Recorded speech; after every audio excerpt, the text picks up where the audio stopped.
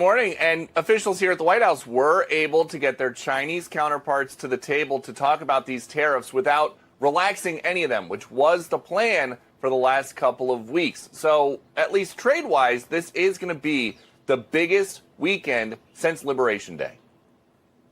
What we're going to do in Switzerland is we've agreed to talk. Then on Saturday and Sunday, we will agree what we're going to talk about. My sense is that this will be about de-escalation, not about the big trade deal.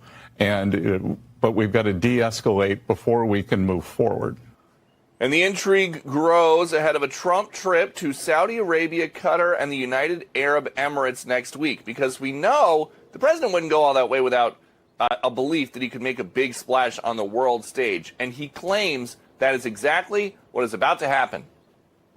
We're going to have a very, very big announcement to make. Like, as big as it gets, it is really, really positive. And that announcement will be made either Thursday or Friday or Monday before we leave. But it'll be one of the most important announcements that have been made in many years about a certain subject. So, a certain subject, it might not have to do with trade. We know that Saudi Arabia, the first stop on his trip, was originally where he hoped to talk about the Ukraine war with Vladimir Putin, but that appears to have fizzled out because it's not on any of the schedules that we've seen for next week. So, a big announcement tomorrow or Friday. Stay tuned. It might be something for Brian's birthday. I don't know. Thanks. Yeah, we'll see. He could be waiting. Peter, am I right? Did he say Middle East, though? Was it something in the Middle East? Did I interpret that correctly? Or no, it is classic Trump. He is building suspense. So yesterday, just kind of dangle something out there. We will talk about it all day today now. And then tomorrow he can do the big reveal. Hey! Guess what day? Guess what? Woo! The Democrats are crying and lying about Trump's picks. They will scream and yell, but they can all eat a bag of toothpicks. Guess what? Everything will be okay. Guess what day? What day it is? It's hump day! Get it on!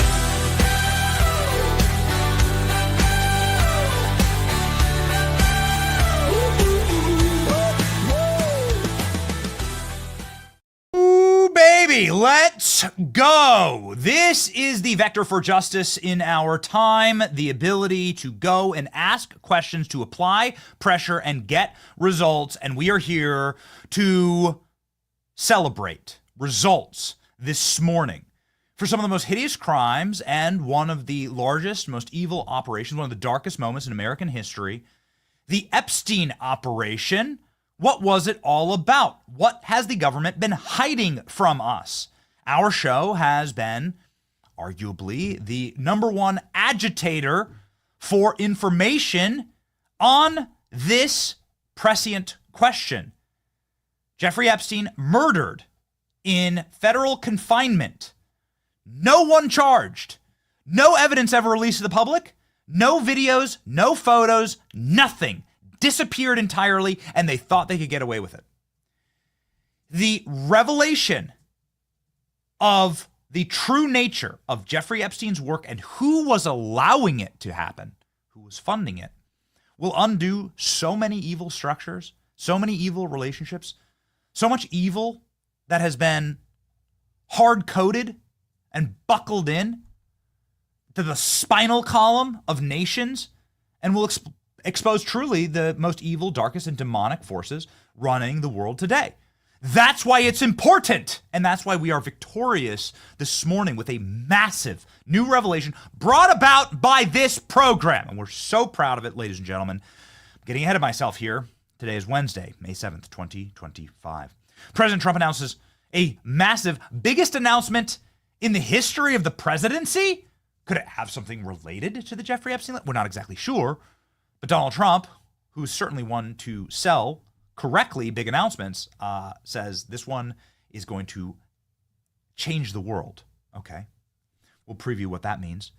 Pam Bondi makes earth-shattering news in front of the White House when asked about our reporting on the Epstein files. Ladies and gentlemen, you are here at the front seat to the golden era. You are part of an audience that is changing the future of America. It is why we do this. We do it for our children. We do it for a better country. We thank you for being part of it. Senator Mark Wayne Mullen will be joining the show to talk about a massive issue that is bubbling over in D.C. It's all connected. There are some cuck, neocon, establishment, intel, deep state senators on the right who are preventing Donald Trump's selection for D.C. attorney to go through. Ed Martin. Why is this happening?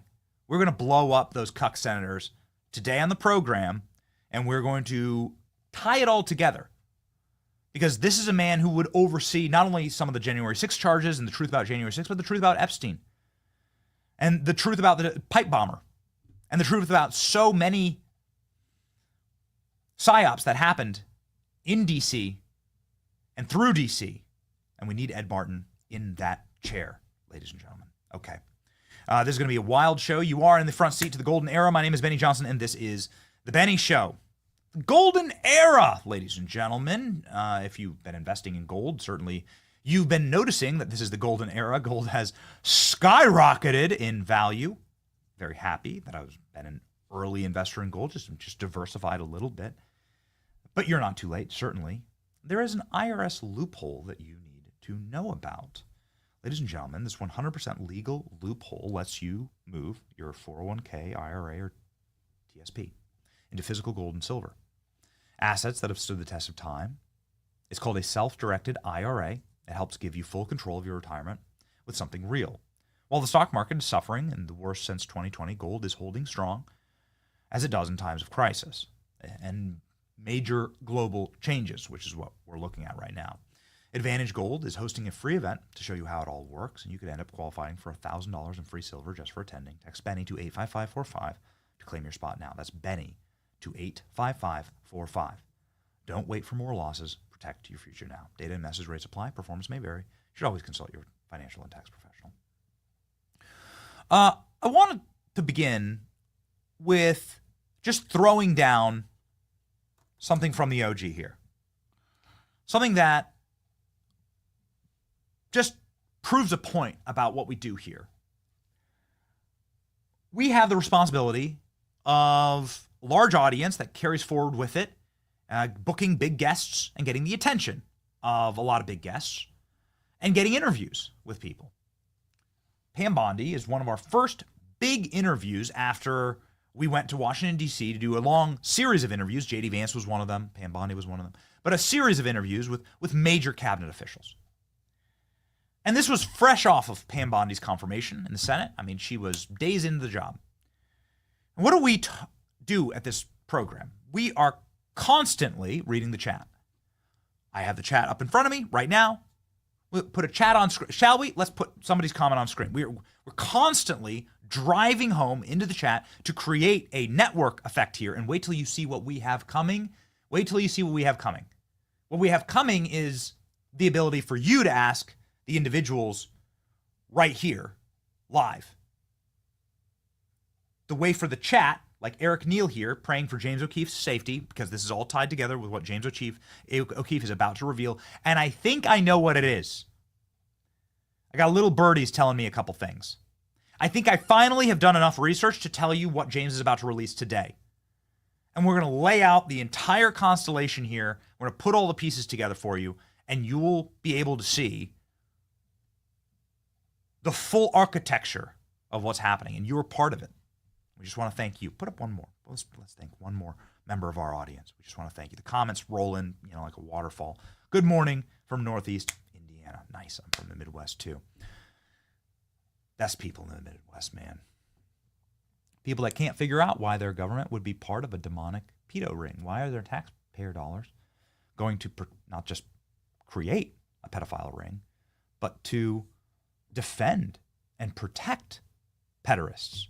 That don't make no sense to people from Indiana or to the good people of Florida or to nice people wherever you are. We were able to meet so many amazing patriots in California when we were just out there. The point is this.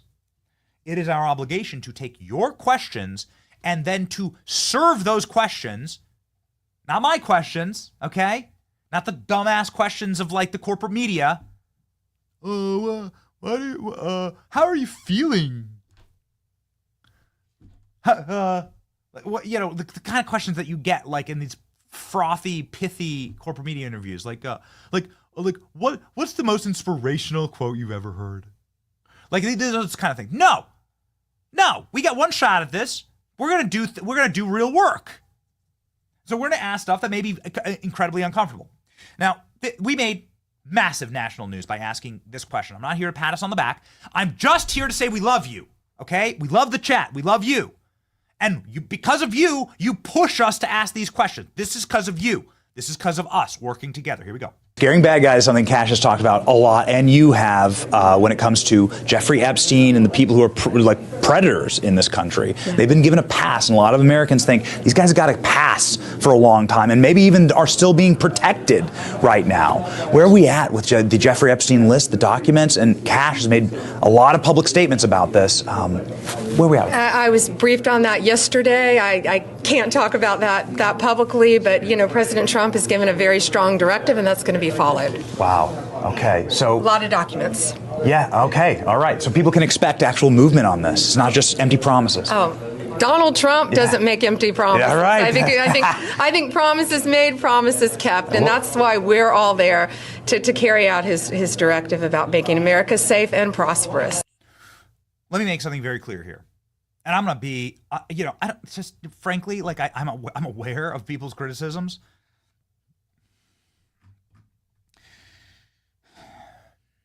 I like Dan Bongino. I consider him a mentor. Kash Patel is a regular on this program. Pam Bondi's my neighbor here in Tampa. And I like all of them a lot. And I'm here to say that this is a tough job. This is a job that is fighting blackness and evil, that is fighting like the literal heart of darkness in these roles. And they're not easy roles. The job of the critic, as if I'm paraphrasing Teddy Roosevelt, is the easy one, right? It's the man in the arena having to fight and having to fail that actually knows the joy of victory, the thrill of victory, the sting of defeat, but comes out a better man. So it's very easy to sit on the sideline and to, pea shoot at Cash or Dan or Pam. We consider ourselves part of the arena. We don't want to do that. We want to inspire more, better change. And sometimes there needs to be good trouble, agitation from the sideline. Sometimes you need to get a little friction. That's why we asked that question. And then what happened is quite famous. After that, binders of already public information about Jeffrey Epstein were released, yet the information, while it was public, was redacted inside of the binders. Then Pam Bondi fired the special agent in charge of the Southern District of New York, a man named James Dennehy, for withholding information. We have that information. It's sitting right here. Klein, if you wouldn't mind, if you'd be so kind. Just one perfect example of what was found inside of Epstein's apartment. How much evidence does the feds have? We did this piece time and time again. What you can see here is Jeffrey Epstein's safe. A bag full of passports, a bag full of diamonds, a bag full of hard drives, CDs. All of this is in federal custody. All of it. Here are the CDs. All of the recordings. This box is marked evidence. That box is marked evidence, according to the FBI, not an evidence label that they put on it. It's an evidence label that Jeffrey Epstein put on it. That's his own evidence. That's his own get out of jail free card. That's a freaking box of hard drives. What's on those hard drives? Well, just off the top of my head, just basic speculation. Bill Clinton, Joe Biden, Oprah, Hollywood stars, bankers, intel agents, world leaders, royal family, prime ministers, heads of Mossad, the CIA, the FBI. All of it? I don't know. Yeah? Right? Okay. Where is it? Do we have that footage of the guys carrying out all the boxes? I know we had it yesterday. We didn't get a chance to play it. It's great footage. It's illegal drone footage of some dude who had the genius idea to fly a drone while they were raiding the island on Little St. James. You've never seen this, have you? I'm shocked. I'm shocked to see it. Let's break it down really quickly here. This is illegal drone footage. Was not allowed to fly. This was a no-fly zone. You can see the FBI agents raiding Epstein's island. This is Epstein's island. And you can see the drone getting in there and showing the boxes of evidence being brought out by the FBI. Boxes of hard drives. Boxes. Look at all those computers. You can see the monitors. You can see the rack and stacks there. Look at all that. Place was completely wired. And all you've ever gotten is a flight log. That's all you've ever gotten. See that NYPD there? That's the Southern District of New York. Pam Bondi went through and fired the individual in charge for withholding evidence. Because apparently there was a, and I quote, truckload of evidence. And then, some very interesting things have happened since. Something's funny, something wild happens here that I find is particularly interesting. What you'll see is that they notice the drone and they start putting up cardboard boxes. Where have I seen that before? Remember when they were counting ballots in Michigan? Remember they were counting ballots in Pennsylvania and Philadelphia? And they slapped up a bunch of cardboard to stop people from filming? That's what's going on here. Can you believe that? This is when it started.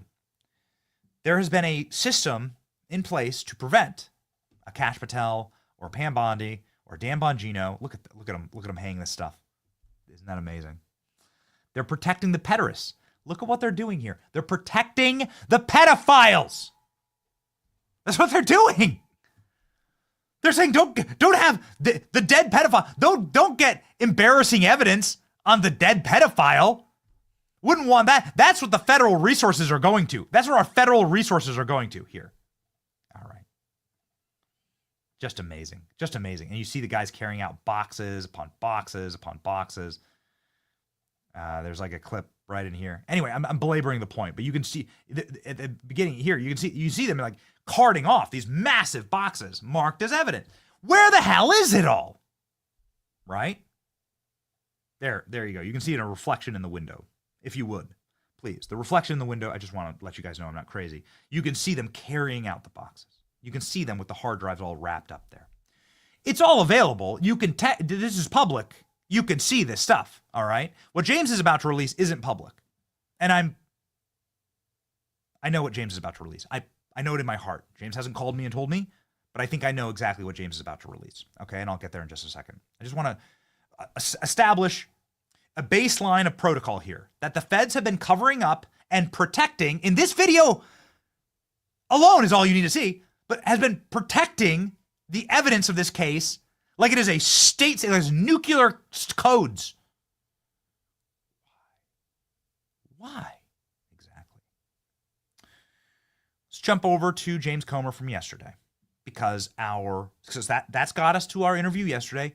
James Comer hops on our show and breaks massive news. He says it's all been destroyed. He said they destroyed and deleted everything. And they did it to spite Pam, and they did it to spite Kash, and they did it to make Bongino look like a fool, and they've destroyed it all. That's what Comer says, okay? And get ready. There is a massive update on this. Let's go. I hope James has the Epstein files because I don't think the Department of Justice has them, or at least the Attorney General does not have them, or she would have turned them over. The President ordered them released. The Attorney General ordered them released. We all know they have not been released. And one of my biggest fears that I had, and I expressed this with Kash Patel and a lot of people, Stephen Miller, and a lot of people going into the new administration. I'm like, I hope they're not shredding documents right now. This was a few weeks before the transition. I said, I hope they're not shredding documents. But you all need to go on that first day and try to get all this stuff released because, my fear is from what I've dealt with in investigations and in communication with this deep state apparatus, is they're probably in there shredding documents as we speak. So hopefully someone has a copy of that, and I hope we find out, because our task force has done everything, led by Anna Paulina Luna. You had her on your show many times. I mean, she's relentless. She's persistent. She's pretty frustrated right now that these files haven't been released, even though the president and the attorney general have ordered them released. That's one of the top law enforcement, government oversight and accountability chairmen on the program yesterday. To prove to you that we've done our homework, I just want to establish something. As soon as Trump was sworn in, we brought on an FBI whistleblower. His name's Garrett O'Boyle. And what I find shocking is that this FBI whistleblower and this incredibly powerful chairman of government oversight and accountability, James Comer, they both said the same thing to me here. Maybe give us a closer in perspective as to what the subversion is happening inside of the building right now. I mean, it's obviously you're going to have like an antibody reaction to somebody Absolutely. like Cash. I'll give you a big one that I heard recently, which was already passed on, is that there are FBI servers that are sort of standalone, and people inside the FBI have been working night and day to destroy files on these servers. And I was told that once these files are destroyed, the way they are set up, that even Elon Musk could not restore them. So that's happening right now as we speak. Somebody's worked very hard to make sure that this data that you're talking about can be deleted and destroyed forever. Any idea what it is? No idea on what it is. I can only speculate, but you mentioned the Epstein list. I'd imagine it's cases like that. It's intel cases that are very siloed, very secretive. And I'm sure there's probably even information regarding the FBI's own subversive measures against Americans, against American politicians, for instance.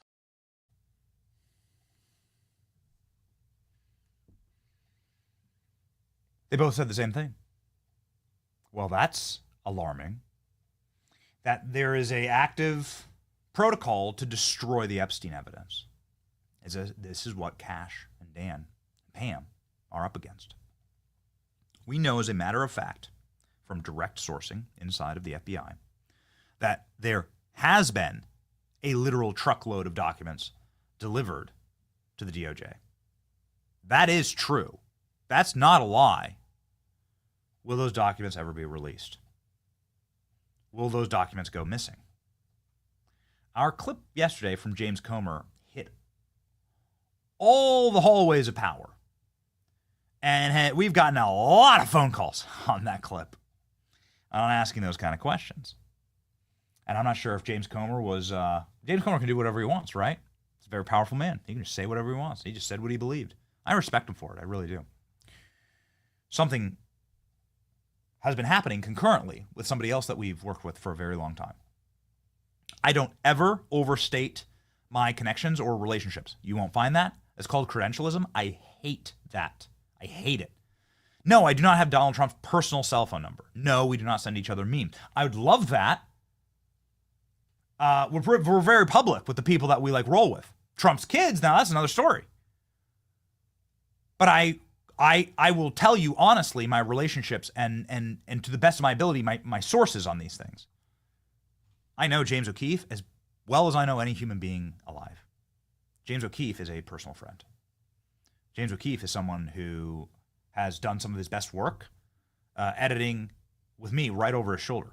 He edited his first big break, his Acorn videos that atomized the voter fraud organization that got Barack Obama into office. It destroyed it. It was a massive scar on the face of the brand new, pristine Obama administration, a massive L for that administration. The point is that I do know James. I know his work very well, and I know how he works really well. And he sent a tweet about Virginia Roberts. I'm going to connect all this together. Sent a tweet about Virginia Roberts. And it was Virginia Roberts saying she's not suicidal. And then she gets suicided. And James says, I'm sick of this. Journalists need to release more on Epstein. They're going to kill us. They got to kill us all. Coming soon. Virginia Roberts was, of course, the most well-known and prominent Epstein victim. She did work for Epstein. She was sex trafficked by Epstein to the royal family and a lot of other people. Virginia Roberts is someone who, in many interviews that are on tape and available for anyone to watch, has said, no, they have videos of Clinton. No, they have videos of world leaders. They have videos of prime ministers. They have videos of intel heads. They have videos of celebrities engaging in despicable and illegal acts on these islands. And that's what the game was here. Virginia Roberts is one of those people who was a living piece of evidence. Do you understand? Like, you can delete a terabyte inside of a private server. Maybe not. But that's what James Comer and Garrett O'Boyle, FBI whistleblower, told me was going on and told you was going on. You can delete that terabyte. And if you're really, really good at it, you can make sure that it can't ever be recovered. You can wipe it from history. You can't delete a person. She's like a living piece of evidence, right? If you'd scroll down here, please. She's like or show the full screen. Thank you. She's like a living person. Well, of course, you can delete a person. Sadly, that's what we've just learned. This black-pilled James, and I'm telling you what I think is going on here. I think that what happened is that the killing of Virginia Roberts made James spiral and got him very angry. And he said, well, you know what? If they're going to start killing the evidence, then I'm going to go deep and I'm going to show you what they don't want to show you, what they won't show you. I think that what James is about to release today is going to be some massive bombshells, some depositions potentially from the Epstein cases. And I think he's going to do it in a very sophisticated and very cutting way because he keeps talking about getting killed. Well, what would get James killed? Pray for James. Just begin by saying that. Pray for James. I've reached out a bunch. His phone's not on. Okay, he really is dark. But we've been putting the pieces together. Now, I don't want to say, listen, people do commit suicide, okay? Here's what happened to Virginia Roberts, the foremost living witness to all of Epstein's crimes, right? A terabyte of information you couldn't delete from a hard drive. You'd have to literally delete her existence. Well, Virginia Roberts, 3 weeks ago, was hit by a bus. Let me zoom out. She lives in the rural Australian outback, where there's literally 0 people. She lives on a ranch, a gated ranch, way out in the middle of nowhere. Australia has like an urban density of less than 1%. The vast majority of Australia, empty. She was hit by a bus out there in the wilderness. You ever been hiking in the mountains, like Montana, and then suddenly a bus hits you? That don't happen. The bus didn't stop. There was no police report filed. Virginia Roberts posts a photo of her saying that doctors are telling her she's about to die in the hospital.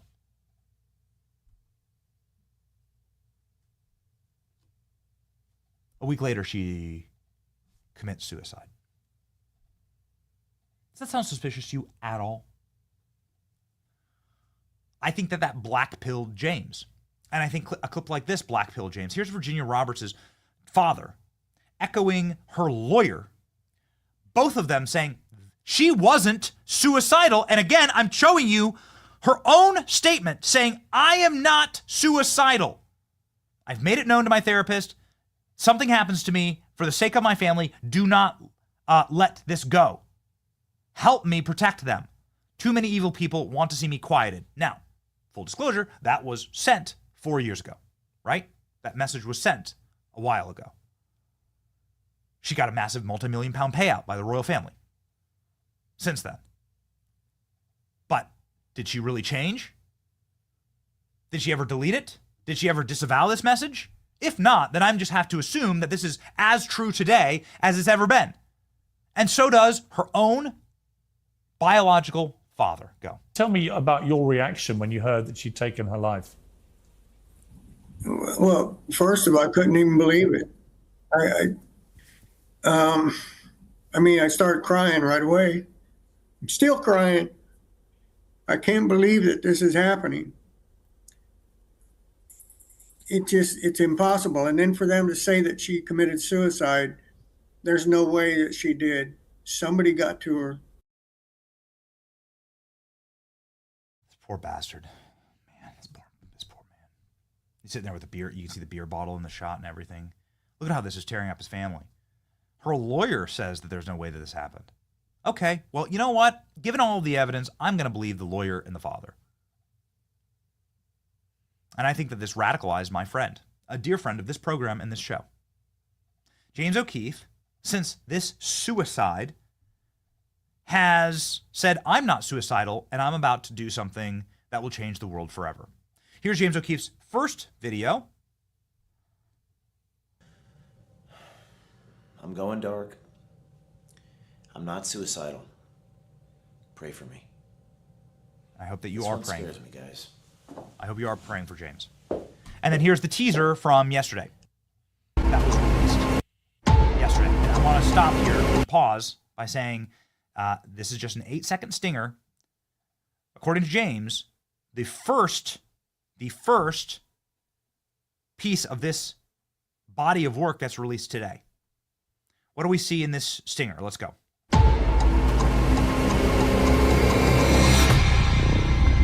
They can't suicide us all. So there's a reference to the Epstein suicides.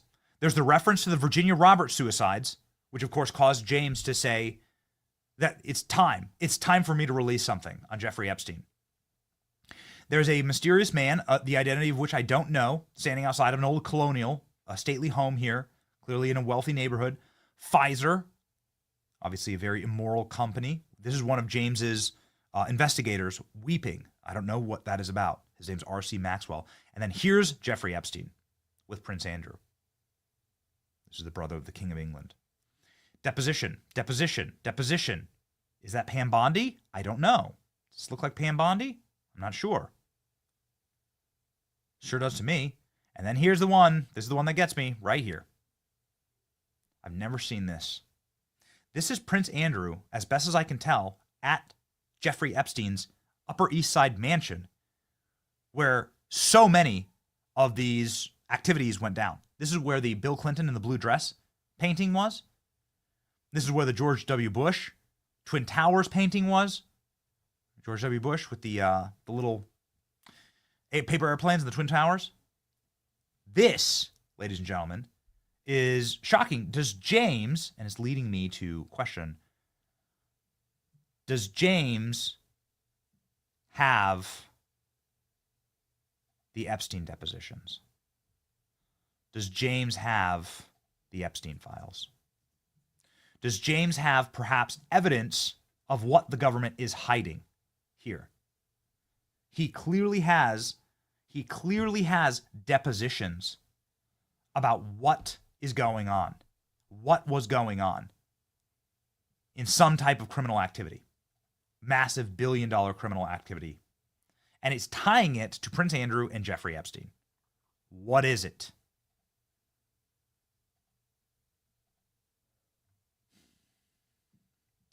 James has a body of work. We don't need to play the full thing, but let's just pop it up.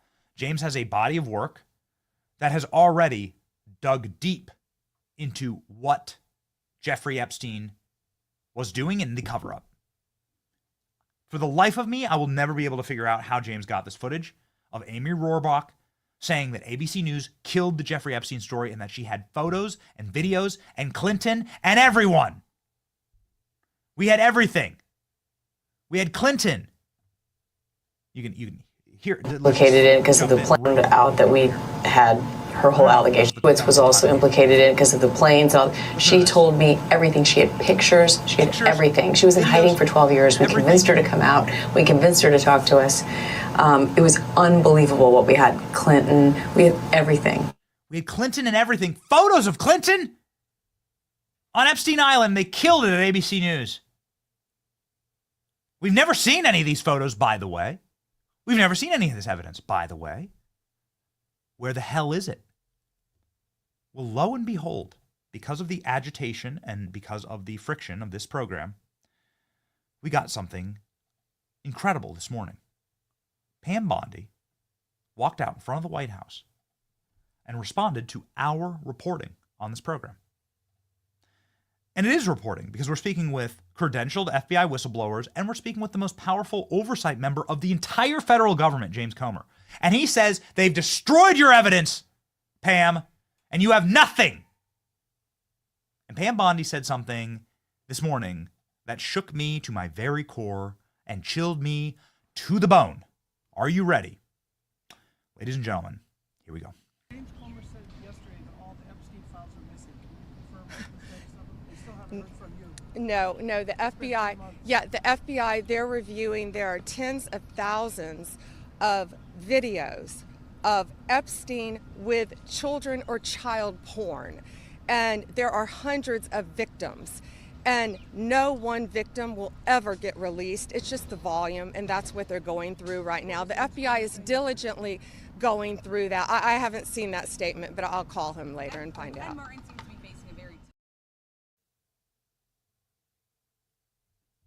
James Comer said that all the Epstein evidence has been destroyed. Because of this program and because of you and the constant drive and purpose and clarity ringing like a bell of us being willing, people make fun of us all the time, we get roasted and dragged day and night for this, of us being willing to ask these uncomfortable questions. We got that result. Have you ever heard any member of federal law enforcement, sorry, I get so angry about this, describe it as child porn, child predation, thousands of videos? I'm sorry. Wait a second. Thousands of videos from Jeffrey Epstein's homes? Have you ever heard that kind of like that kind of revelatory explanation? We've only ever, when asked about Epstein, we've only ever gotten responses like, do we have the Clinton response here? Yeah, this is a good response right here. Clip K. Is this Bill Clinton? Clip K? Here's what you normally get from a principal who's involved and probably on many of these videos. Here's Bill Clinton being asked about the videos he's on. Any comments on the alleged allegation of your connection with Jeffrey Epstein? No. I think the evidence.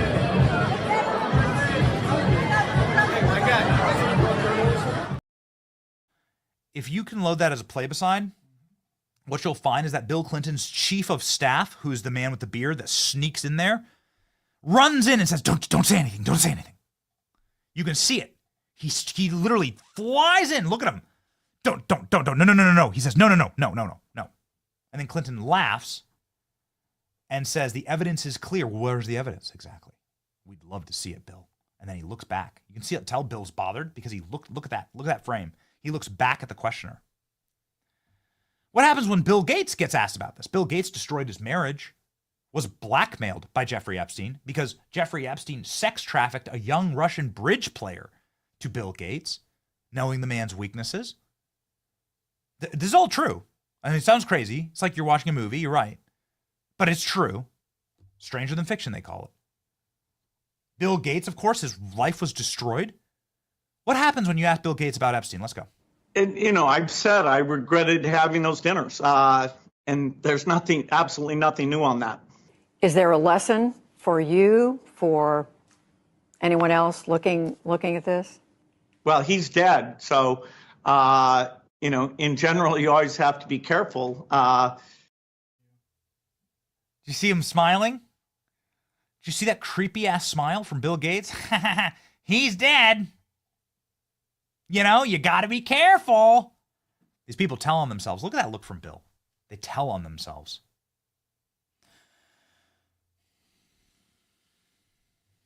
The most unnerving response about who Epstein was and what his operation was came from a very powerful woman. A woman who arguably was maybe the most powerful woman in American politics. Her husband was John McCain. She ran for president. They were at the top of the ticket. John McCain was the de facto leader of the Republican Party. I don't like the fact that that's true, but it's true. For many years, John McCain was a very powerful individual and very, very famous in politics.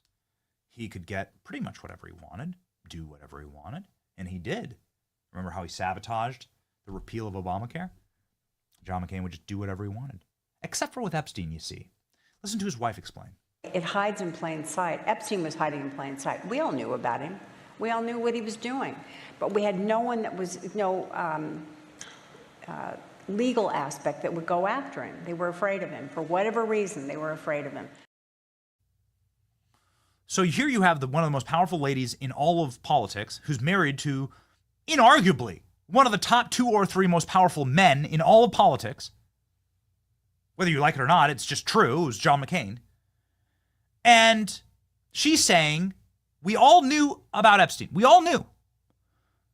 We couldn't go after him. No one could find the legal precedent to go after him. Everyone was scared. Do you understand what she's revealing there? She's revealing that the entire federal government knew about the predator rings, the sex rings, the pedo rings. They allowed for it, and more importantly, half the time you have to assume that they fund it, and here's why. Because we have the documentation from the FBI that says Epstein's intel.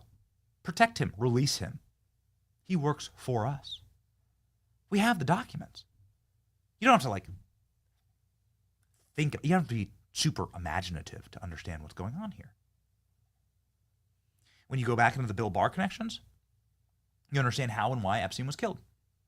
When you talk to Ghislaine Maxwell, which has happened, she's the only person, the only maybe living witness left.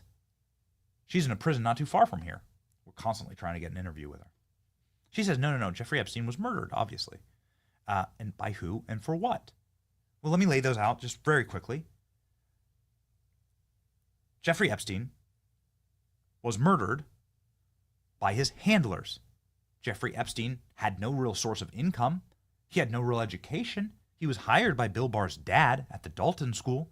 Bill Barr's father was one of the founding members of the CIA. He was an OSS agent during World War II. He ran operations, espionage operations. And he hired Jeffrey Epstein because it was an op. Epstein was an op. And you probably put all the pieces together, but it's worth saying out loud that Jeffrey Epstein was American intel. And Ghislaine Maxwell, her entire family was connected through the Israeli government. That was Israeli intel. Mossad agents. Her father was given an Israeli state funeral. The heads of Mossad said that the real story about him will never be told correctly. You'll never fully understand what he did for the state of Israel. So it was an intel operation to gather compromising videos and evidence in whatever way they possibly could on the most powerful people on earth. And the federal government funded it. Your taxpayer dollars funded the pedo ring. That's why it's embarrassing. It will atomize the faith in us, the American people, in our government. Just like when we find out who the pipe bomber was on January 6th. It's the same thing. It's very similar, same thing. We were paying for it. We were paying for these moral, repugnant, capricious evils. It's demonstrable in the totality of what's going to be learned through all this. Will James O'Keefe begin the process of exposing it all today? The depositions would be a great start. I think it's genius, actually, because Jeffrey Epstein's been put on trial many, many times. Where's all those film depositions? They're under oath. Where are the depositions? Let's find out what kind of a monster he really is and how many government officials were named. And then how he really died. The final thing that we've asked, man, and it's probably the biggest problem that needs to be sewn up here, which is who kills Jeffrey Epstein? Matt Gaetz has been on our program, and Matt Gaetz told us, no. It was a foreign nation that was allowed to come into our country, was given permission from Bill Barr, by Bill Barr, to come into our country and to murder Jeffrey Epstein. How do they do that? Well, that's a real murder mystery for you. But why were the cameras turned off? Why were the lights turned off? Why couldn't we see who was going in or out of the building? Matt Gaetz told us straight up, this is something that we allowed a foreign government to do, to go kill this guy. Clean hands, right? It's the only way. Here's Matt very quickly. Here's Matt on this and why this is so messy. When you actually start revealing what's here, you'll understand who ordered the killing. Go. Why is the world's foremost pederast protected? This makes no sense. Like this is like evil, right? Like everyone agrees on it. It's like you got a 99% on Epstein. Bill Barr is the one that needs to be called in to give sworn testimony on what happened there at Bureau of Prisons, because that is not that. There's just no way that the story you're getting is the real story there. No freaking way, and Bill Barr knows it. I think most people believe that, right? And like it's like no way that's. I actually think it was I actually think that on Epstein, it was a foreign government that took him out. I don't think it was a domestic enterprise. Really? I do. I'm not going to say which one, but I don't think it was domestic inspired to take out of him. I think that was a foreign operation, government sponsored. Government sponsored foreign hit job. We've done our research on this, and we just like the Pam Bondi. Can we please do that as a play beside just very quickly here, and then we got to get to the senator. But like, Pam Bondi was asked about our reporting yesterday. That's the value of this show. That's the value of this channel. That's the value of what we're building. No, please, the more recent clip, if you don't mind. She was asked about James Comer. She was asked about our journalism here and our commentary. This is having a real world result. And there's one thing that I'm going to say off just the top line here, and I want to just get to that Bongino tweet and the tweet from Cash. We are saving the country. I'm not trying to be too patty on the backy here. But this is having a real world result. Not only is Pam Bondi saying with the utmost clarity that Jeffrey Epstein has videos of the most powerful people on earth in pederast activities. You've never heard anybody say that. You've never heard anyone say it. And it was brought about by the questioning here that comes from the chat. So thank you, chat. Freaking love you. But then two, here we go. This morning, Dan Bongino. Why don't you read the tea leaves here, shall we? Dan Bongino. You may not always see it immediately, but this is the kind of work happening in the background. Our teams are quietly targeting, found, and arrested over 200 child sex predators this week alone. There will be more. If you harm kids in America, the FBI will make sure that you know no peace. You will be hunted and caught and will be arrested. And thank you to all who've worked to make this happen. You saved lives, and we're going to do more. What this was a quote tweet of Kash Patel. This is Kash Patel announcing that the FBI and DOJ has been surging operations in 55 field offices to take down child predators. Our agents support these teams. Partners did excellent work. I know that there was a press conference here that we posted. Here it is. Kash Patel and Pam Bondi announcing their arrest of 200 child predators. Good. Fantastic. Amazing that Bondi goes straight from we have the physical evidence of the predators from Epstein to this, to Dan Bongino saying one final thing, and then we'll get into the senator here. This is the thing. This is it, okay? This is it. You will be hunted, you will be caught, and you will be arrested. If you harm kids in America, the FBI will make sure you know no peace. What do we see in James O'Keefe's video? Prince Andrew in Jeffrey Epstein's mansion home in the Upper East Side, New York, in America. Jeffrey Epstein's harming of children did not happen exclusively on an island. Most of it happened on American domestic soil. Most of it happened in either a ranch in New Mexico or in Manhattan. That's why the cases are brought in the Southern District of New York. That's why the Southern District of New York was withholding all the evidence.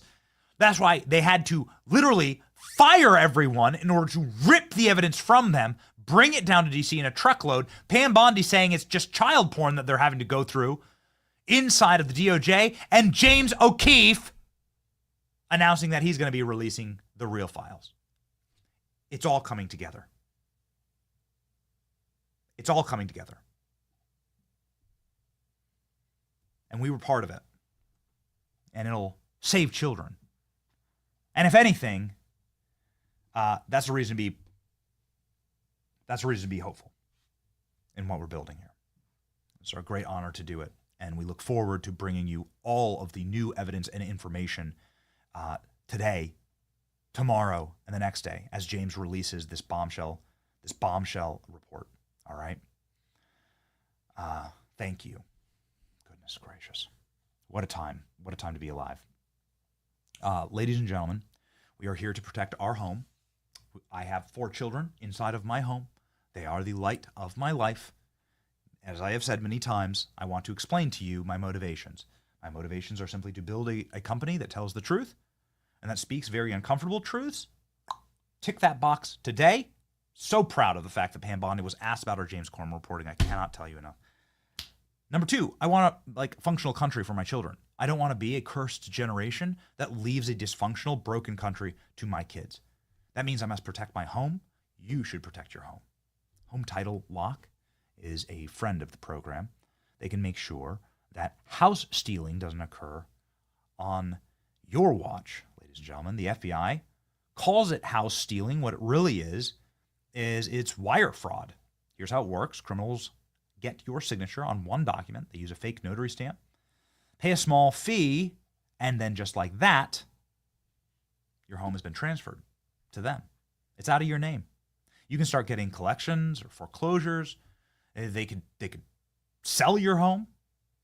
It's a real nightmare. When was the last time that you checked your home title? I did, and I now have an alert on what is happening with my home title. It's obviously very important to me, and it should be important to you. Let's protect your house today. Use the promo code Benny at HomeTitleLock.com, and you will get a free title history report and find out if your title is still in your name. When you sign up, you'll also receive 14 days of free $1 million triple lock protection, unlimited 24/7 monitoring of your home's title, urgent alerts, and a $1 million fraud policy. Get peace of mind now at HomeTitleLock.com, promo code Benny. Click on the link in the description. Home Title Lock, promo code Benny. All right, ladies and gentlemen. Moving along here quickly to our very patient Senator Mullen, who is going to speak with us about a big problem boiling up in Washington, D.C. Senator Mullen has been so sharp in explaining to us who is in trouble when it comes to the Senate approving of Donald Trump's cabinet. And we have a massive issue right now with Ed Martin in D.C., prosecuting attorney. We need to ensure that Ed Martin gets into that chair. If not, then he will get a horrible result. Judge Boasberg will be able to appoint the D.C. attorney, and that's going to be really, really bad. So it can't happen. It's only happening because cuck Republican senators are holding up this process. And so Senator Mullen is going to talk with us about what happens next. Let's go.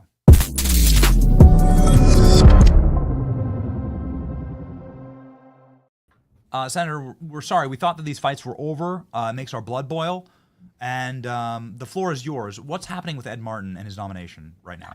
Well, it's going to be difficult, to be really frank with you, Benny. I think it's going to be, by the way, stuck in an office. I feel like I'm in a prison lineup, but we're in a conference. So I had to jump out. It does look like a mugshot. Yeah, it does. I know it does. I just need my height behind me, by the way, to be 5'9", 125.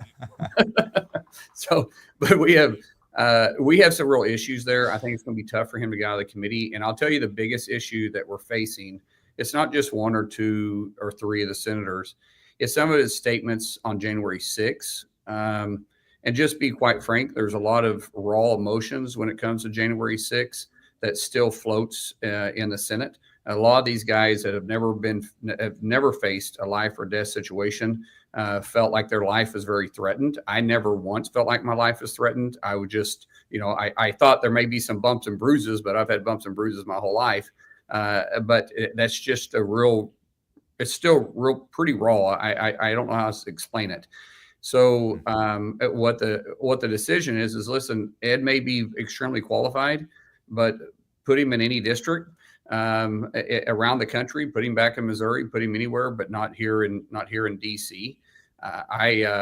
I'm not so sure how that works. If I know how it works, but I'm not so sure if that'll work or not. And listen, even if a U.S. attorney gets appointed by the judge, the president can still fire that U.S. attorney. So even if it happens at temporary, which we don't even want a temporary, we want to get this done. We want to deliver for the president. The president's asked for this. Let's get it done. But if it doesn't happen in 2 weeks, it's not the end of the world. They all serve at the will of the president. That they're appointed by the president or represented by the president. They can also be removed by the president, and the president can simply reappoint someone for that position. So I'm thinking the path to getting through is pretty narrow. It's not closed, but it's pretty narrow. So that's very different from what Josh Hawley said yesterday. Josh Hawley said that no, he's going to get in, and it's going to be a bit of a fight, but it's going to be a lock. Yeah. You're saying that this is going to be a tough road, and you just shocked me, Senator. You said it's going to be a tough road because there are Republican senators that still live in fear of January 6th. I wouldn't say fear. I'm just saying there's some raw emotions that are still there, that they still have some pretty raw emotions there. And I'm just telling you the conversations we've had. Now, I would not say he's a lock. And Josh and I, we talk all the time. Josh is brilliant, smart, and we have sometimes disagreements, but we get along 90% of the time. I would not say that he's a lock. I'm not saying it's impossible. I'm not saying that it can't be moved. The question is how much political capital needs to be used in this particular nominee, and he's not handling this. Ed isn't handling this like Pete Hegseth. Pete Hegseth had a tremendous headwind. I said from the get-go, we're going to get Pete nominated. I said that from the start. I said the same thing about Bobby. Said the same thing about Tulsi. There's a different way that they were fighting it. They took the fight to the halls in the Senate. They were here every single day. They were constantly meeting with senators. They were constantly meeting with the committee. They were answering all the questions. Even though Ed is here, he's doing that. It's not as public as, let's say, these other ones were, and so that political part of it isn't as prevalent. And so it's, as I said, it's not impossible, but it's going to be very, very difficult. And I've been in communication with the White House about this. We've had conversations. We're trying to work past all this process. But Benny, I can't sit here and tell you it's a lock. We're going to get it. Sure. I mean, you've always been very honest with our program, and you've been very clear-eyed and extremely sober about every one of these nominees. And you've been right, and your predictions were right. Some of them did pass by a whisker, right? Just a vote here or there. But they passed, and who the hell cares in the end? Like a W is a W, right? The scoreboard. Yeah. So it doesn't really matter. But what does matter to us is that Ed Martin, who is already actively serving in this position, remains in this position. It would be a massive loss for, I believe, our movement to have somebody who isn't so rock-ribbed. I mean, we know Ed. He's great. He's had such a solid group of defenders on this program. And throughout all the other programs that do this, like with the War Room, Mike Davis, Julie Kelly, and I just can't believe that senators are so fixated on January 6th. Taking a step back, like what a hill to die on. I mean, you are wildly out of lockstep with the Republican Party base. If you're sitting here saying like that J6ers deserve to rot in prison without due process for the rest of their lives, you are unspeakably out of step with the Republican Party. Yeah, but I don't think any Republican has said that. They absolutely not. They think a lot of the Jan 6 sentences need to be overturned. It's just some of his defense of this. I go back to it. Anybody that's ever had I've never had a dramatic experience. I don't know. I didn't feel like January 6th was a dramatic experience. I mean, there was some bad things took place. Not really the most, adrenaline pumping day of my life, but you got some of these guys. It was, it was a big, big, big emotional deal for them. I mean, some people said they, like I said, they feared for their life. They were scared to death. They thought their life was going to be over. When you had that much raw emotions, it's very hard for you to get over because you've never really had experience like that. You've never had a bullet, snap over the top of your head. You've never had dirt dust up at your feet, and then you hear a sound crack.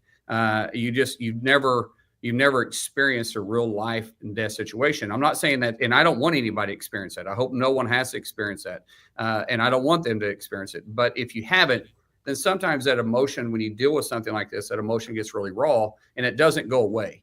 And I think that's where we're at. Now, I'm not saying we can't work past it. I mean, I want to be very clear. I think there's a path to get through it, but it will be very narrow margins too, to the point where there's a very good chance that in this case, you would see the VP back up here having to make that vote on, like he did with Pete Hegseth. So I can't explain to you enough. This is a top conversation that we're having all the time. Very few people are outspoken about it. Very few people want to be outspoken about it. And that's why you're not getting as much publicity over it. I will tell you, Leader Thune is leaning into this. He's leaned into it hard. We're having very open conversations about it. In fact, we're having open conversations today about it. And we will probably know a lot more on the outcome of if we think we can move him, I would say Tuesday of next week, maybe Wednesday. And I want to reiterate this for you and your listeners. The time frame doesn't have to be done right now. If we don't have him done by Friday, and if there is an appointment of that bench or to that seat, I can't. It's not permanent. The president, it still serves as the president of the United States, of the will of the president of the United States. The president can remove that person if he chooses to. I still just can't believe the fragility of Republican senators, like the feline emotional incongruencies with these guys, like, is what's leading this vote. It is wild. I don't know how you do it, man. I don't know how you do it. It's like a bridge club at a hair salon in Norman, Oklahoma. Everybody, I wouldn't know. You can tell I don't really go to a lot of hair salons here.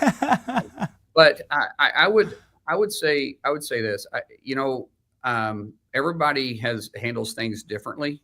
They all have different emotions on this. I respect kind of where they're coming from, because we all make decisions based on two things, right? The way we're raised and our life experiences.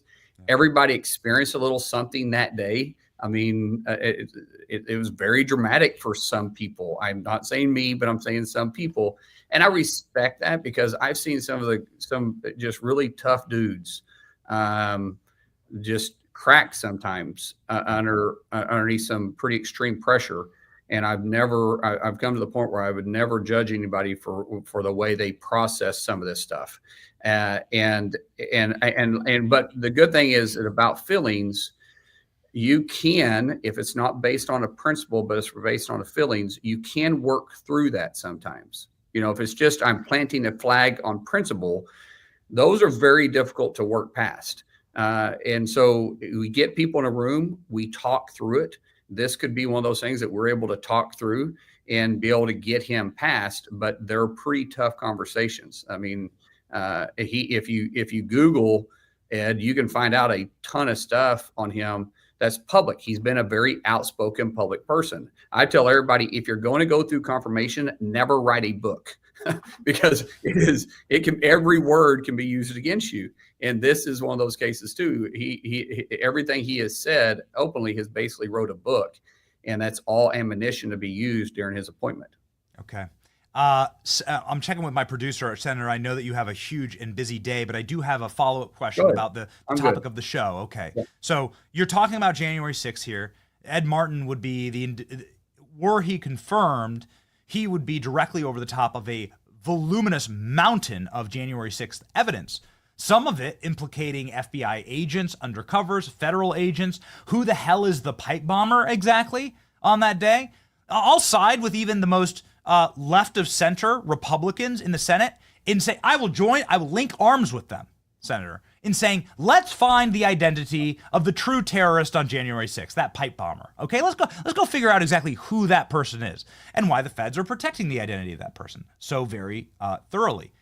Now that is a fight I'm willing to have, but I fear that we'll never get those answers if we have somebody that sits atop that position and refuses to, has no will for the truth. Where are we on those types of investigations?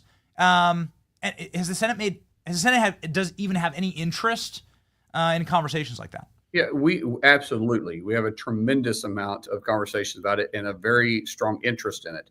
But if you're talking about Ed's position, Ed really wouldn't have as much to do with this. That's going to be Cash and Pam, and we can see that they're digging in every drawer. They're grabbing a shovel and a sledgehammer and knocking out the floor tiles and finding out where it was buried. I mean, they are doing a phenomenal job, and that's why we put them in that position too. I would have never expected Pam to be this tough.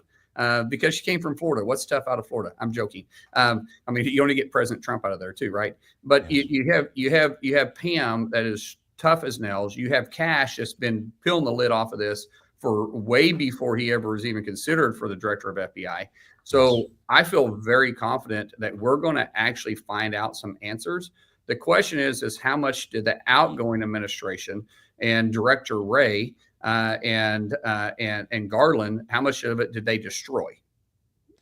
Because they had plenty of time to get rid of that information. And then what can they do through forensics to actually bring it back? I'm confident, because I've been in some of the briefings, that they are digging deep and are trying to uncover all this they can. And so if it's possible, and this is what I tell, and there's no one can guarantee an outcome, but if it is possible to get those answers, I'm 100% confident that Cash and Pam will be able to bring that to light. Now, this is fascinating that you just said that, Senator, because one, you've only told the raw truth to this program, sometimes uncomfortable truths, right, that we don't want to hear, but you are not a liar. Okay, you're many things. You're not a liar. Yesterday, James Comer was on the program, and he said, my biggest fear is that they're not going to leave a box of evidence that implicates them smoldering in the back. Right. And that they're going to destroy the evidence. And you just alluded to the exact same thing, that there is a process and a system to destroy evidence for these people. And depending on which regime is going to take power, they're going to rid themselves. Have you seen any evidence of that happening? Have you heard that that's happening? Well, we see that throughout all these agencies. Yes, we've seen that some of this stuff has been destroyed. I think Pam has alluded to it before too, but most people aren't doing pen and pad anymore. Most people are doing an email, or they're doing research, or they're downloading the video. Anytime you do that, there's a digital footprint, which is why I said forensics can do a tremendous amount of job to uncover this. And keep in mind, you may destroy the laptop that I'm visiting with you on, but you didn't destroy the server. You may think you wiped the server, but it's very difficult to wipe a server that big. And so you maybe went in and tried to wipe the file, but there's still evidence that there was a file on there. You just got to know what file you're looking for once it was deleted, because maybe it accidentally, was downloaded to a cloud. It's just the forensics of it, of tracking it down. There's always, once you're online, there's always a footprint. There always is a signal. I mean, that's how we catch bad people, because there's always a footprint left. You cannot go away from something that has already been encrypted online. So that's what Congressman, and he's had oversight in the House. So I assume he knows what he's talking about. Right? Yeah, that's right. I know you've worked with him closely. Pam Bondi gets asked about this morning. So she gets asked about this Comer interview this morning in front of the White House. And she says, James Comer is wrong. And he is, in fact, not read in on what's actually happening here with Jeffrey Epstein. What's happening is that we have too much pederast content that's on video, and we're having to go through some of the most horrible evidence that exists in any criminal case ever. And that's what she says. What's your take on this? Well, I'm not read in on Epstein at all. So I have not been in one single briefing about it. I haven't talked to the AG about it. I haven't talked to the FBI about it. So I'm not the person to comment on that one. Because I have literally not spent 5 minutes doing any research on it. Now, I've listened to your show about it, in which we've talked about that before. Super glad that you guys didn't let this subject die. It's very interesting to the people that ties to it. But as far as actually being read in, briefed in it, I don't have anything to comment on it. She says the evidence is there. So I know for sure I'm not on any videos, and I never went to that one. I never got on that. I know that's accurate. You, Senator, are in a very small club of people in Washington that are not in those videos. So well done. Well done. Yeah, as a father, I mean, I know that you're a father to 5 children. 6? Yeah, my wife couldn't leave me alone. She insisted on 6. Yeah. You're a father to 6 children. We even have a family photo, I think, right here. Well, yeah, it's just it means something different when you're a parent, man. Yeah. By the way, the 7th is a soon-to-be daughter-in-law. Okay, sneaking in there. Okay, all right. Well, I mean, it just means something different, doesn't it? You know, like when you hear these stories. Okay, so it means something different. The future of the country, fighting for it, and making sure that what President Trump's doing can't be undone by the pen. Right. And if President Trump's just slinging executive orders, those are great. But one, they're very easy to get around if you're smart and sneaky enough. And 2, it's not law, so it'll just change, right, with the next presidency. Yeah, but you are working on making it law, and you're working on this one big beautiful bill, and you're the lead bull, in the China shop to get this done. I just wanted to. The floor is yours. How are we doing on this? Well, I want to go back to one thing real quick on Epstein. Okay, remember, the Democrats were trying to point to Trump being, Epstein puppet, and trying to cover up all that stuff. You remember they were trying to make that connection. Mm-hmm. Isn't it interesting, though, that his attorney general is the one that's actually digging in and exposing it? It wasn't Biden's attorney general. It wasn't Garland. It's Pam Bondi. And so it's the Democrats are really good about accusing you of something that they've actually done and try to point it back on you. I just find this extremely intriguing. It's one of those things that you almost want to sit back. If it wasn't so disgusting, you'd sit back with popcorn and watch, because you're just waiting for all the cards to fall. Yeah. Now, going back to one big, beautiful, as the president now says, glamorous bill. Jason Smith, Chairman Jason Smith, who I don't know if you've had him on your show or not before, but I mean, he is whip smart when it comes to tax policy. The tax policy is a big, it's a big portion of this, but energy and commerce through Morgan, I don't want to say Griffin, it's Morgan Guthrie. Chairman Guthrie is his committee. He's instructed to find $850 billion in cuts. Very difficult to do that if you're not going to get into real Medicaid reform, not Medicare, but Medicaid reform. You have to get into that in some degree. If you go back to the early 2000s, where Medicaid was held flat for years, and then you get into 2008, where Obamacare, or where the Obama came in office, he started expanding Medicaid coverage, and then you get where you get into Obamacare in 2010. You see Medicare where it was like this, or Medicaid. You see it was like this, and then it just skyrockets. And it's at a trajectory where it doesn't end, and it's beginning to cost us more than Medicare and Social Security if we keep going on this trajectory. So you have to make some hard changes to it, and that's where Guthrie's committee will come in. Without that, Chairman Smith, on taxes, we won't ever be able to deliver no tax on tips, no tax on Social Security, no tax on overtime. With the tax policy, we can make that current policy. We can keep the American people's taxes increasing by $4 trillion. We can do all that. That's easy. That's the easy part. Current policy and make it permanent, delivered. But trying to do that with 1.5 trillion, that's what our target is. We don't want to go below 1.5 trillion dollars in actual cuts, not 10-year projection like we always do, a 10-year pay for, but 1.5 trillion dollars for FY26. Be a huge deficit. It still wouldn't balance the budget, but it'd be a huge deficit reduction where Congress doesn't typically do that. Once we get all this ironed out, we've got to figure out what is going to be left. And we have a huge hill to actually climb. Everybody was making a big deal about the budget. To deliver for the American people, to deliver the promises that President Trump ran on, and he's really good at keeping his promises. We've got to deliver here in Congress, but it all starts right now over in the House, and we're working with them every single day. I don't think there's a day that goes by that the White House, the Senate, and the House isn't talking about how to get this reconciliation bill passed. By the way, that's also where all your DOJ cuts come into play. There's not been another bill has been put forward. There was an amendment that was trying to do something with Doge cuts that Rand Paul put out, which was a do nothing amendment. But actually, the bill and all the information that Doge is sending over to us, it's all found in reconciliation. That's where we're also getting some of the cuts. What a monster mountain of work. It's going to be very interesting to see it happen. But you got the shot, right? We got both chambers. And so people are rightfully saying, what the hell's going on, right? We have the chambers. We have the reconciliation bullet. We can get it done. We can do it, you know. But keep in mind that reconciliation cannot deal with mandatory spending. It can only do with discretionary spending. So when you start dealing with that, mandatory spending is about 78% of our budget. You take, I mean, that means it's on. And by the way, mandatory spending means it's automatic pilot. We don't even vote on it. All the cuts we're trying to get out of, it comes out of discretionary spending. And if you take that discretionary spending, the overwhelmingly 80% of discretionary spending is military spending.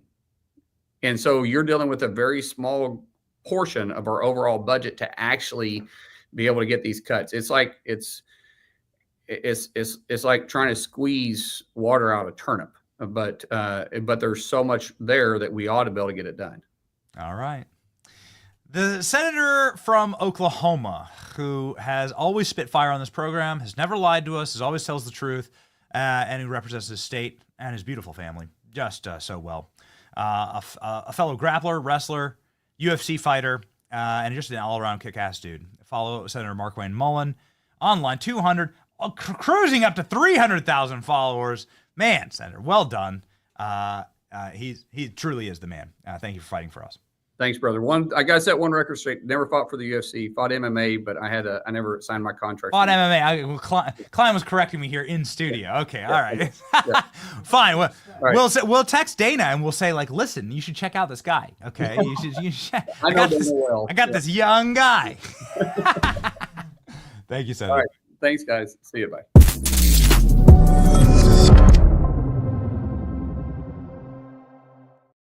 These scumbags, man.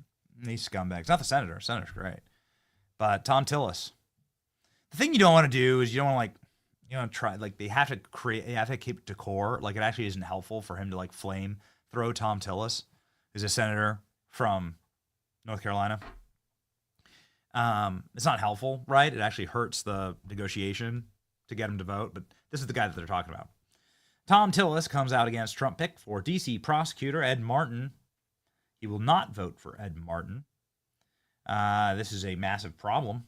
Ed Martin is a good guy. He's absolutely one of the good guys. He's also a Donald Trump pick that is necessary for us to be able to get the Donald Trump justice that we want inside of the all-important District of Columbia. Ed Martin, says Donald Trump, is going through an approval process, U.S. Attorney in the District of Columbia. In particular, R.F. Kennedy Jr., his approval is imperative in terms of doing what is going to be done to save lives and to make America healthy again.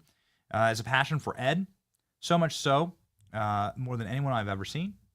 This reason why we were so successful in 2024 presidential election, healthy. Donald Trump obviously just laying down the fire. This is base Mike Lee saying, confirm Ed. Now, where's that Ben's tweet? There it is. Okay, great.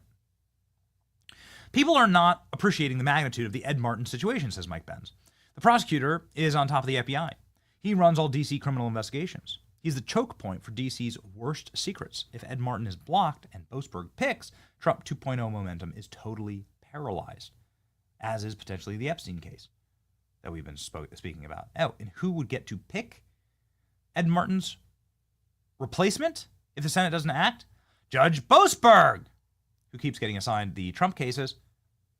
Lawmakers want to know why, the anti-Trump cases, because, of course, it's all been hacked, right? The entire system's been hacked. The system is rigged. It's why the same judge, Juan Merchan, got all the Trump cases in Manhattan. He got all the Trump cases. It's the same thing. They've utterly rigged the judiciary in this country. It needs to be broken up. John Cornyn has flipped and will now back Ed Martin. This is good.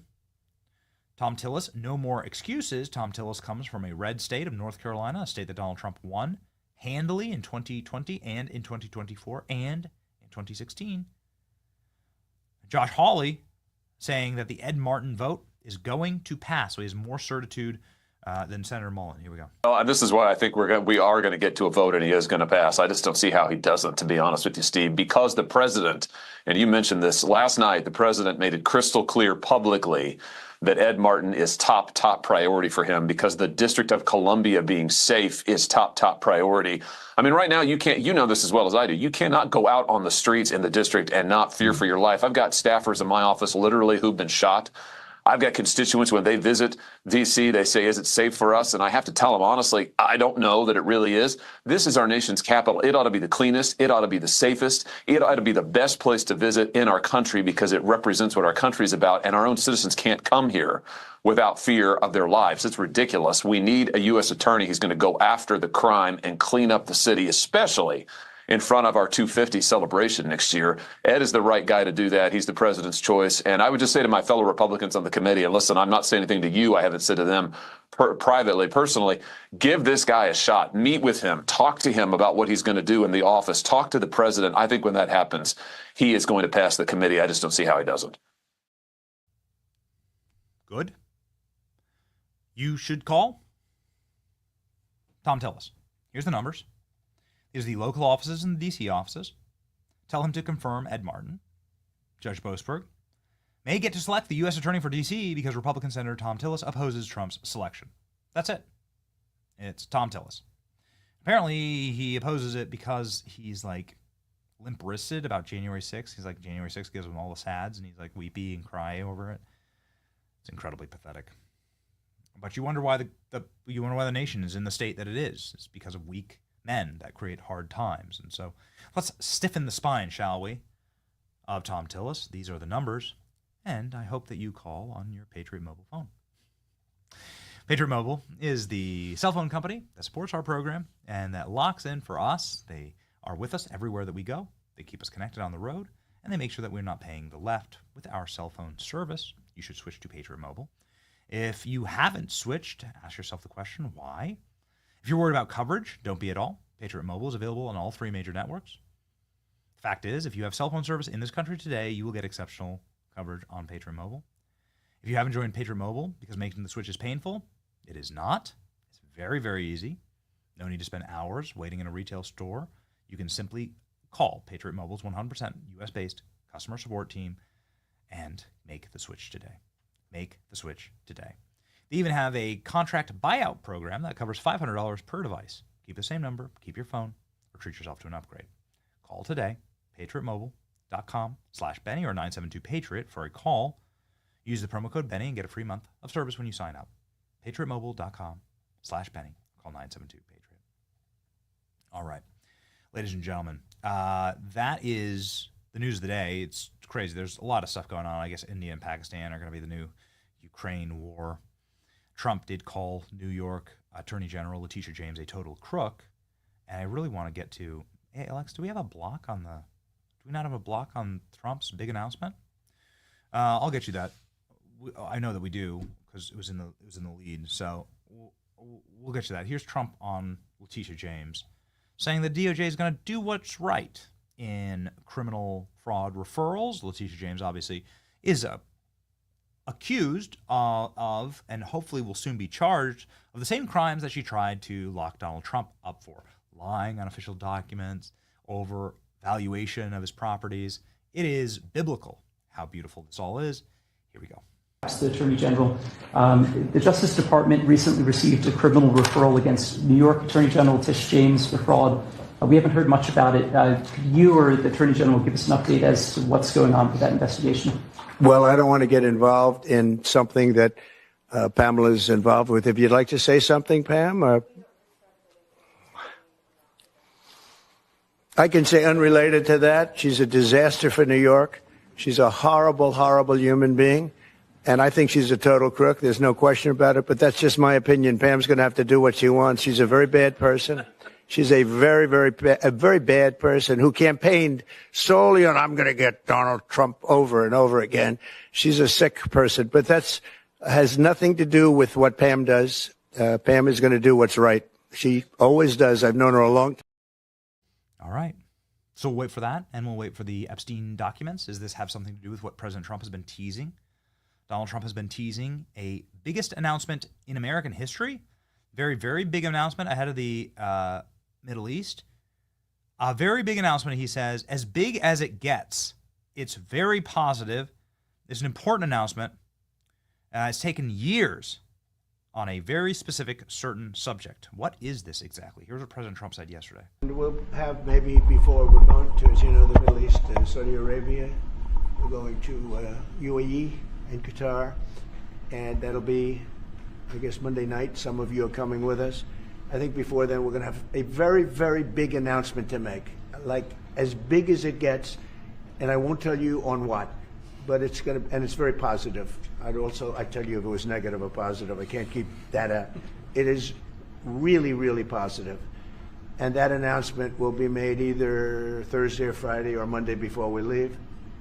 But it'll be one of the most important announcements that have been made in many years about a certain subject, very important subject. So you'll all be here. What's this about? Is this about world peace? Is this about the ending of war in Ukraine, maybe? Or war in Israel, or whatever? I don't know. Trump is going to the Middle East. So maybe that's what it's about. Maybe it's something completely tertiary to this. It's a Trump campaign promise, right? About deep state documents? I'm not sure. It's about COVID, origins. We don't know. We don't know. Donald Trump was asked to clarify here, and he went even bigger with his announcement later in the day.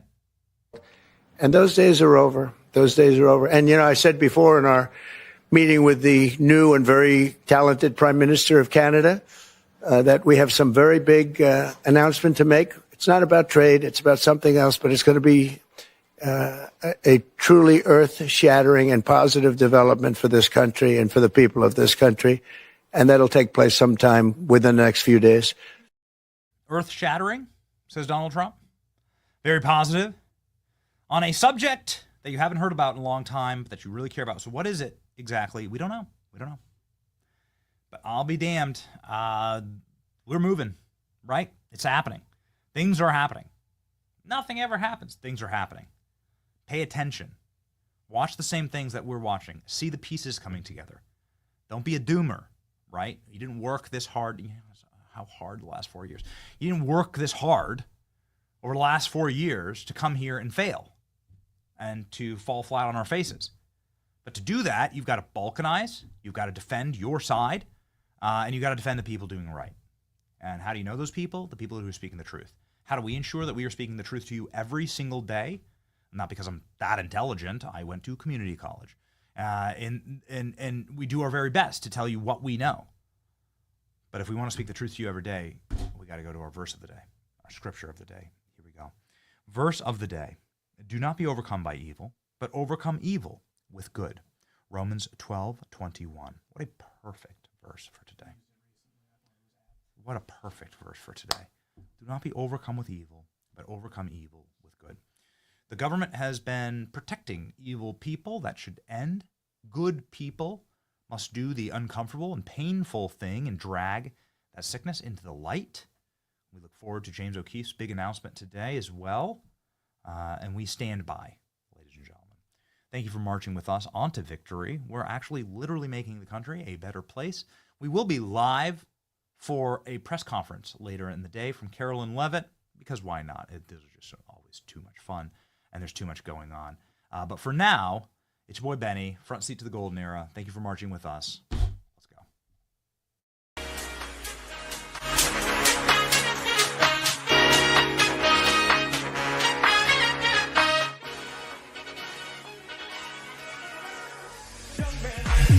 There's no need to feel down. I said, young man, pick yourself off the ground. I said, young man, cause you're in a new town. There's no need to be.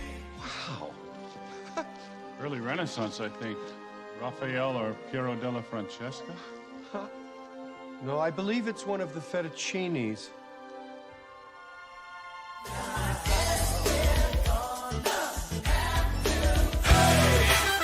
Hey, hey, hey! Guess what day? Guess what? Democrats are crying and lying about Trump's picks. They will scream and yell, but they can all eat a bag of toothpicks. Guess what? Guess what? Everything will be okay. Guess what day? What day it is? It's hump day! Get it on!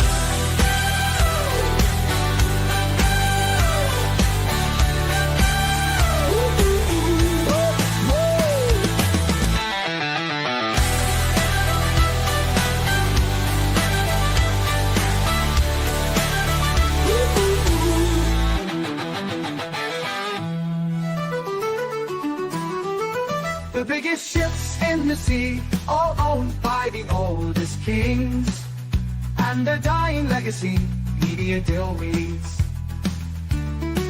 Soon will the penny show come to mind, the salt from lives for fun. Leave the gold and bring the gun, we sail for #1.